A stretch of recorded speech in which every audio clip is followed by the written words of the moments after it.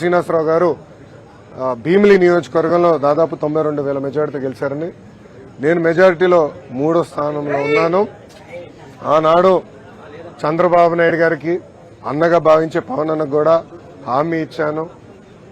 ఎవరు ఊహించిన మెజారిటీతో నేను మంగళగిరి గెలిచి కానుక కింద ఈ సీట్ ఇస్తానని హామీ ఇచ్చాను. ఆ హామీని నిలబెట్టుకున్నా. దాని వెనకాల ప్రజల ఆశీస్సులు నాతో ఉన్నాయి, దేవుడు ఆశీస్సులు నాతో ఉన్నాయి.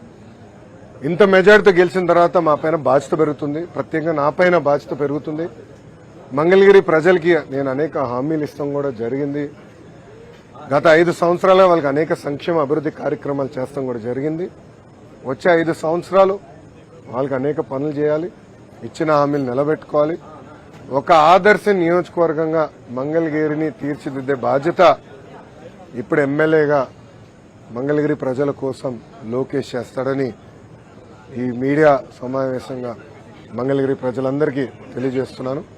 ఇప్పుడు మీడియా మిత్రులకి ఏమైనా ప్రశ్న ఉంటే దానికి ఒక్క నిమిషం అండి. మీడియా మిత్రులకి ఏమైనా ప్రశ్న ఉంటే ఇప్పుడు అడగవలసిందిగా కోరుతున్నాం. ఇప్పుడు అడగండి. కార్యకర్తలకు మాట ఇచ్చారు, మిమ్మల్ని ఇబ్బంది పెట్టిన వాళ్ళ పేర్లన్నీ కూడా ఒక బుక్ లో రాసామన్నారు.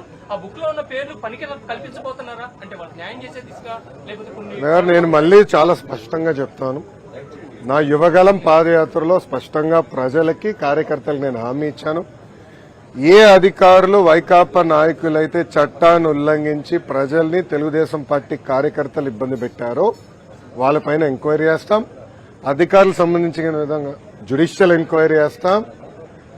ఎంక్వైరీ నివేదిక మేరకు సర్వీస్ నుంచి డిస్మిస్ చేసి జైలుకు పంపించేదాన్ని కూడా నేను వెనకాడను అని ఆనాడు ప్రజలకి చెప్పా, కార్యకర్తలకు చెప్పా.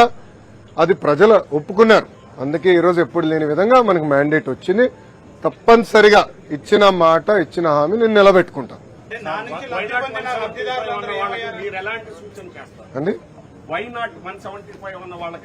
నేను వైకాపా, దయచేసి వైకాపా నాయకులకి పార్టీకి సూచించే స్థాయి నాది కాదు. మేమేం చేస్తాం చాలా స్పష్టంగా చెప్పాం. కక్ష సాధింపులు, హెరాస్మెంట్లు, ప్రభుత్వ ఆస్తులు ధ్వంసం చేస్తాం, ఇది మాకు రాదు, మేము చేయం. ఇదంతా ఆ పార్టీకి తెలిసింది. అందుకే ప్రజలు ఈరోజు ఇలాంటి మ్యాండేట్ కూటమికి ఇస్తాం జరిగింది. సో మాకు ఇచ్చిన మ్యాండేట్ నిలబెట్టుకోవాల్సిన అవసరం 3 పార్టీల పైన ఉన్నాయి. ఎందుకంటే ఆంధ్ర రాష్ట్ర చరిత్రలో ఎవరికి రాని మ్యాండేట్ మాకు వచ్చింది, ఎవరికి రాని మెజారిటీలు మాకు వచ్చినాయి. ఆ బాధ్యత మేము నిలబెట్టుకోవాలి. ఉందాతనంగా ప్రజలకి సేవ చేసే దిశగా మేము పనిచేస్తాం. ఇచ్చిన ప్రతి హామీ నిలబెట్టుకునే బాధ్యత మేము తీసుకుంటాం. రాష్ట్ర చరిత్రలోనే మొదటిసారి మీ కుటుంబ సభ్యుల్ని టార్గెట్ చేసి అవహేళన చేశారు. వారి విషయంలో మీరు ఎలా ముందుకెళ్లబోతున్నారు? ఇప్పుడు ఆనాడు శాసనసభ సాక్షిగా మా తల్లిని అవమానించారు. అది తట్టుకోలేక చంద్రబాబు నాయుడు గారు ఆనాడు శపథం కూడా చేశారు. మళ్లీ ముఖ్యమంత్రిగా ఈ సభలో అడుగు పెడతానని ఆనాడు చెప్తాం జరిగింది. ప్రజలు అది గమనించారు. అందుకే ఇలాంటి మ్యాండేట్ మాకు ఇచ్చారు. మీరు ఈ ఎన్నికల ప్రచారంలో కానివ్వండి, గతంలో మేము అధికారంలో ఉన్నప్పుడు కానివ్వండి, ఎప్పుడు కుటుంబ సభ్యులు జోలికి వెళ్ళలేదు. వ్యక్తిగతంగా దొంగ కేసులు పెట్టి ఉన్న జైలుకు పంపించిన ఆలోచన మాకు గతంలో లేదు, ఇప్పుడు కూడా లేదు. ఏమైనా తప్పులు చేస్తుంటే చట్టాలు దాని పని చేసుకుంటూ వెళ్తే తప్ప మేము ఎక్కడ ప్రజల్ని ఇబ్బంది పెట్టాలనో వైకాపా నాయకుల పైన కక్ష సాధింపు చేయాలనేది మా ఆలోచన కానే కాదు. కేంద్రంలో మీరు భాగస్వామి ఉన్నారు. ఇప్పుడు కేంద్రానికి రావాల్సిన, అంటే రాష్ట్రానికి రావాల్సిన రాయితీల్లోనూ కొన్ని హక్కుల్లోనూ వాటి విషయంలో ఏ విధంగా గతంలోనే చెప్పాము. నేను కూడా ప్రధానమంత్రి గారు ఉన్నప్పుడు నేను మాట్లాడటం కూడా జరిగింది. ఆంధ్ర రాష్ట్రానికి అనేక పెండింగ్ ప్రాజెక్ట్స్ ఉన్నాయి. అదేవిధంగా విభజన చట్టంలో మనకు రావాల్సిన అనేక విషయాలపైన స్పష్టత రావాలి. మనకు హామీలు కూడా నిలబెట్టుకోవాల్సిన బాధ్యత కేంద్ర ప్రభుత్వం పైన ఉంది, రాష్ట్ర ప్రభుత్వాల పైన ఉన్నాయి. అమరావతి అవ్వచ్చు, పోలవరం అవ్వచ్చు, వెనుకబడిన జిల్లాల అభివృద్ధి కావచ్చు, ఇవన్నీ ఉన్నాయి. ఇవన్నీ కలిసికట్టుగా మేము ముందరికెళ్తాం. ఇవన్నీ గతంలోనే పొత్తులోకి వెళ్లే ముందే వాళ్ళతో మాట్లాడాం, చర్చించాం. స్పష్టమైన హామీ వాళ్ళు ఇచ్చారు. దాని మేరకు పొత్తుకెళ్లాం. ఈరోజు తెలుగుదేశం, జనసేన పార్టీ ఎన్డీఏలో భాగస్వామ్యంలో మేము కంటిన్యూ అవుతాం. దాంట్లో ఎలాంటి డౌట్ లేదు. లోకేష్ మంత్రివర్గంలో ఉంటున్నారు, ఎన్డీఏకి క్లియర్ మెజారిటీ వచ్చింది కదా, బీజేపీకి రాలేదు, ఎన్డీఏకి క్లియర్ మెజారిటీ వచ్చింది. సో దాంట్లో వేరే ఆలోచన తెలుగుదేశం పార్టీ కానీ జనసేన పార్టీకి లేదు. వేరే మీ అందరూ ఎన్డీఏలో భాగస్వామ్యం, దాంట్లో ఎలాంటి డౌట్ లేదు. నెంబర్ 2, నా భవిష్యత్ అంటే నా పాత్ర ఏంటనేది అది మా అధిష్టానం, మా నాయకుడు చంద్రబాబు నాయుడు గారు నిర్ణయిస్తారు. అది నేను మాట్లాడే విషయం కాదు. ఓకేనా? ఒకే రాష్ట్రం ఒకే రాజధాని, అది అమరావతి. తెలుగుదేశం, జనసేన, భారతీయ జనతా పార్టీ నాయకులం అందరం కూడా ఆ మాట పైన కట్టుబడి ఉన్నాం.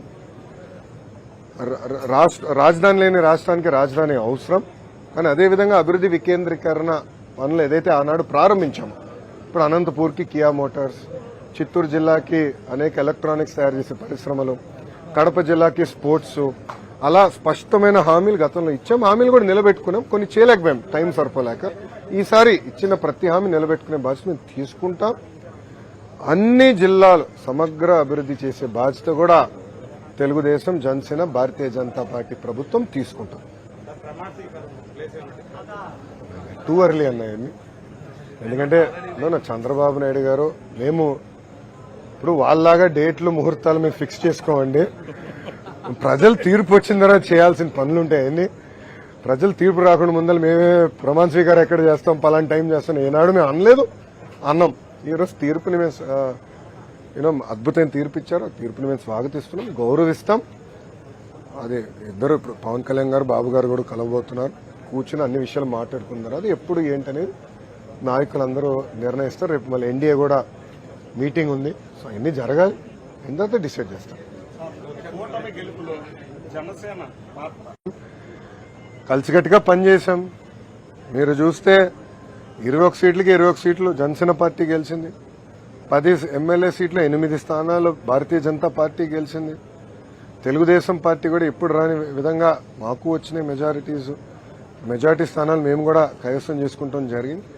కలిసికట్టుగా మేము ప్రయాణిస్తాం. ప్రజలు ఒక బాధ్యత పెట్టారు మా పైన, 3 పార్టీలు కలిసికట్టుగా పనిచేయాలి, దారి తప్పిన రాష్ట్రాన్ని సరైన దారిలో పెట్టాలి. గతంలో ఈ ప్రభుత్వం చేసిన పొరపాట్లని మేము చేయకూడదు. ఇసుక విధానంలో కానివ్వండి, మద్యం విధానంలో కానివ్వండి, రెవెన్యూ విధానంలో కానివ్వండి, అన్నీ పకడ్బందీగా మేము సంస్కరణలు తీసుకురావాలి. ప్రజలు ఏ ఆశయాలతో అయితే మమ్మల్ని గెలిపించారో అది నిలబెట్టుకోవాల్సిన బాధ్యత మా పైన. ఈ రోజే రిజల్ట్స్ వచ్చినాయి. మీరు చంద్రబాబు నాయుడు గారి కన్నా స్పీడ్ గా ఉన్నారు స్వామి. మొత్తం రిజల్ట్స్ రానివ్వండి. ఇప్పుడు మంగళగిరి ఫర్ ఎగ్జాంపుల్ ఎన్ని బూత్లో నెగిటివ్ వచ్చింది, పాజిటివ్ వచ్చింది మేము డిస్కస్ చేస్తున్నాం. కనీసం ఒక 6 రోజులు మాకు సమయం ఇవ్వండి, కొంచెం సమీక్ష చేసుకుంటాం, దాని తర్వాత స్పందిస్తాం. ప్రధాన ప్రతిపక్షం లేకుండా అసెంబ్లీకి వెళ్ళబోతున్నారు, ప్రభుత్వాన్ని ఫామ్ చేయబోతున్నారు, ఎలా ఉంటుంది? ఇప్పుడు ప్రతిపక్ష నాయకుడు ఉన్నాడా లేదా, హోదా ఉందా లేదా అనేది డిఫరెంట్ స్టోరీ. ప్రజలు ఒక పవిత్రమైన బాధ్యత మాకు ఇచ్చారు, దారి తప్పిన రాష్ట్రం సరైన దారిలో పెట్టారు. ఇప్పుడు గంజాయి విషయం తీసుకుందాం, తరాలే నాశనం అయిపోయింది, అది మనం కట్టడి చేయాలి. రెవెన్యూ విషయం ఉంది, ల్యాండ్ టైటిలింగ్ యాక్ట్, ఒక పనికిమాల చట్టం, అది చెప్పాం. దాని తర్వాత మెగా డిఎస్సి హామీ ఇచ్చాం, ఆ డిఎస్సి మేము హామీని నిలబెట్టుకుంటాం. ఇట్లా స్పష్టమైన హామీలు ప్రజలకు మేము ఇచ్చాం, ఆ హామీలు కలిసికట్టుకు మేము నిలబెట్టుకుంటాం. ఆంధ్ర రాష్ట్రానికి కేంద్రం నుంచి రావాల్సిన నిధులు కూడా తీసుకొచ్చే బాధ్యత కలిసికట్టుగా తీసుకుంటాం. ఓకేమ్మా? సాక్షి లేదా? నో సాక్షి? పర్లే ఎన్టీవీ మిత్రులు, టీవీ9 మిత్రులు కూడా వచ్చారులేండి, పర్లే మరో సాక్షి ఉన్నారులేండి. ఓకే గురుగారు, థ్యాంక్ యూ, ఉంటాను సార్, అందరు నమస్కారం.